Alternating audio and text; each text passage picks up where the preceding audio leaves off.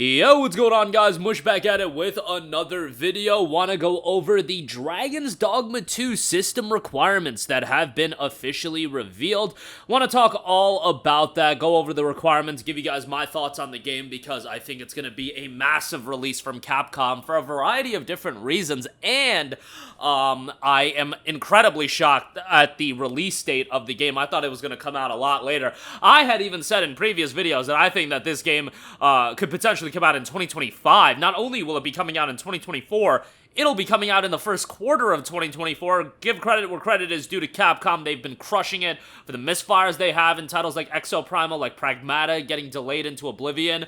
You know, they've been doing a lot of great stuff, and Dragon's Dogma 2 getting a quick turnaround like this looks to be their latest one, and again, the game has been dated for March 21st. Barring any delays, it should be good to go come March 21st. We've got pre-order bonuses and everything like that, but we also have system requirements that I do want to go over. Now, keep in mind that Dragon's Dogma 2 will be a true next-gen only title. PlayStation 5, Xbox Series, PC. No release on, obviously, the Nintendo Switch, but PS4 or Xbox One.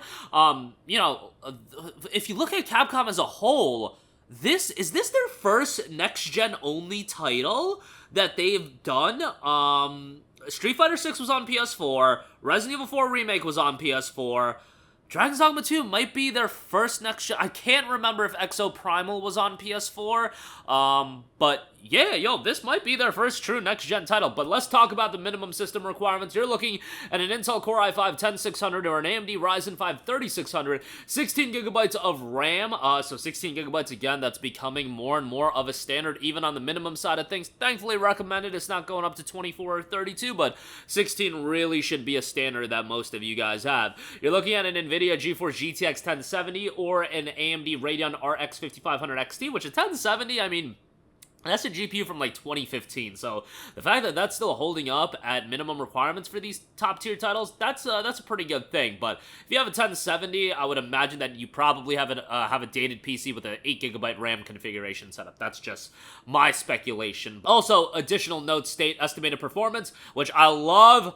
Please, more and more game developers, publishers, add these in the additional notes, because what's minimum to one person might not be minimum to another. Minimum and recommended are such subjective terms, and every developer, every publisher is going to interpret those terms differently. You've got publishers and developers coming out with 4, 6, 8 tiers of system requirements as well, with ray tracing, DLSS, and all that stuff being, you know, typical. But estimated performance with minimum requirements, 1080p at 30 FPS, frame rate might drop in graphics intensive scenes, NVIDIA GeForce RTX 2080 Ti or RX 6800 required to support ray tracing. So obviously, if you're looking at minimum requirements, you know, you're not looking at minimum requirements with ray tracing. Recommended, on the other hand, you're looking at an Intel Core i7 10700 or an AMD Ryzen 5 3600X. Once again, 16 gigabytes of RAM, so nice to see that. RTX 2080 and an RX 6700. So that is, you know, pretty standard for a recommended game like this that is a higher-end game. However, the additional notes, you might be looking at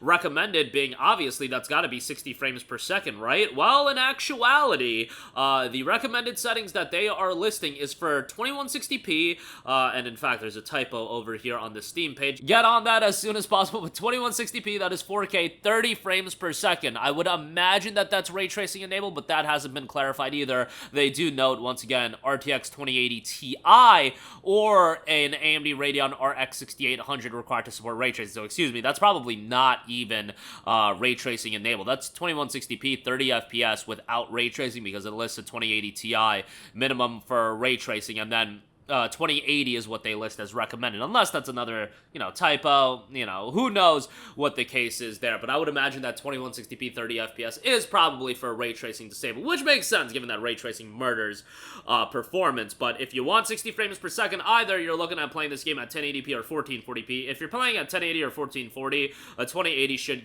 be able to get you much higher frame rates, but I would expect this to be a relatively intensive game, given that you've got a large-scale open world here, and yeah, these games generally are pretty intensive, but at the same time, Capcom has been pretty good with their PC version. Street Fighter 6, Resident Evil 4, my experience with both of those titles were top-notch. I also do want to note, before we talk more about the system requirements and the game in totality. Standard Edition pre-order bonus, a boon in early battle, superior weapons quartet. Standard Edition pre-order bonus, the superior weapons quartet. That includes boon in early battles, adventure safeguard ring of assurance as well. There will be a deluxe edition for the game. Doesn't look like it's anything crazy. I don't have a price point on this, but it notes a boon for adventures, new journey pack, exploring camping's kit, camping gear, Dragon's Dogma music and sound collection, sure.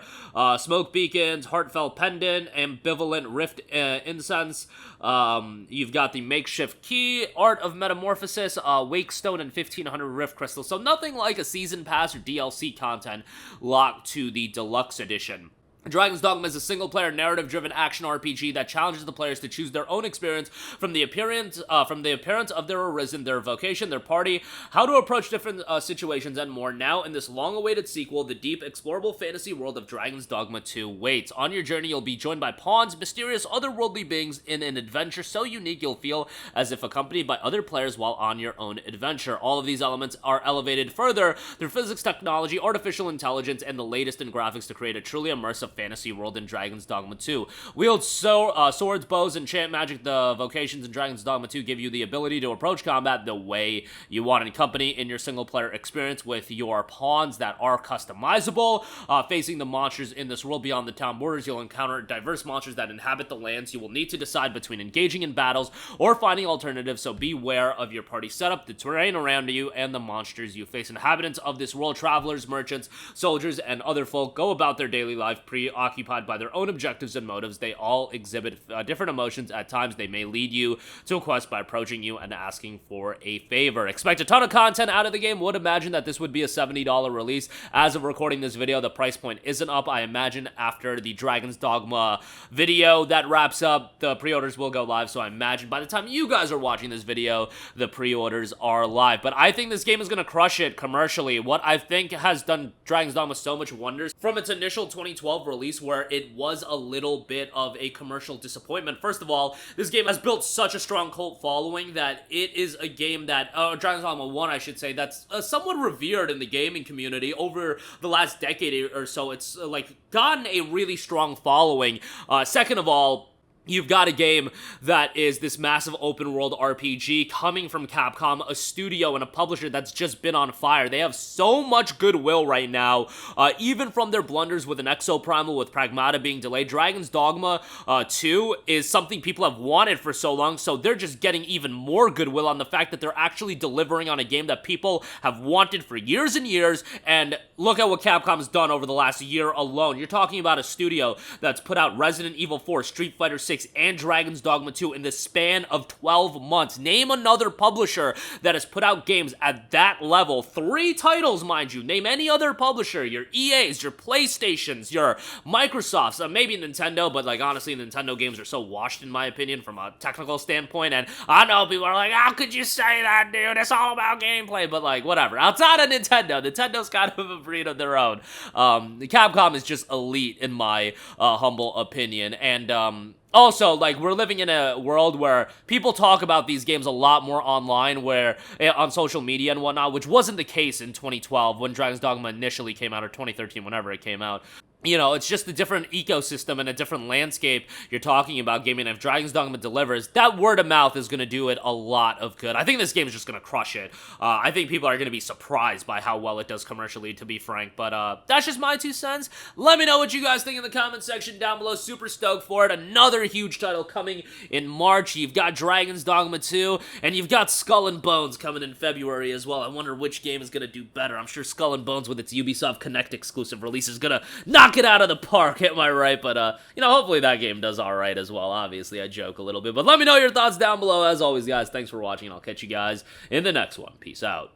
Hey, what's going on, guys? Mush here again. Hope you enjoyed the video. As you guys might know, YouTube's notification system is sometimes a little bit wonky, even if you're subscribed to the channel. Maybe you're not abundantly aware that I uploaded a video. To remedy that situation, make sure you hit the bell notification button. This way, whenever I upload a new video, and I try to upload as consistently as possible, you will be notified directly of the upload, and you can watch it as soon as it goes live. I would really appreciate if you guys hit that button so you can stay up to date with all of the content I'm posting. But as always, guys, thanks for watching, and I'll catch you guys in the next one. Peace out.